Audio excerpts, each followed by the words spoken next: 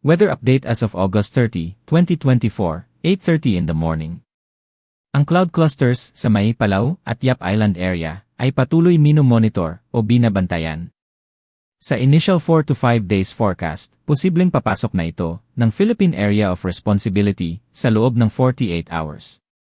Ito ay nagbabanta sa Eastern Visayas at Luzon pero sa ngayon, posibleng hindi ito maglalandfall.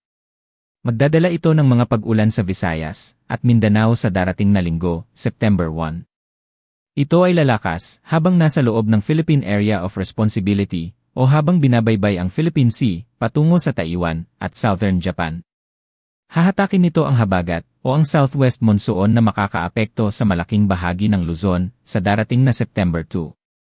Ito ay patuloy babantayan sa mga posibleng pagbabago at ang epekto nito sa bansa. May mahinang sirkulasyon sa South China Sea, West Philippine Sea, sa loob ng Philippine Area of Responsibility, malapit sa Luzon, at napaloob o naka-embed ito sa southwest monsoon o habagat. However, kung magde-develop ito, hindi ito inaasahan na lalakas habang nasa loob ito ng Philippine Area of Responsibility.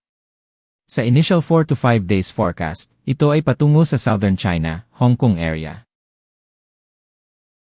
Disclaimer: bilang independent weather forecasting page, gamitin lamang ito bilang reference page.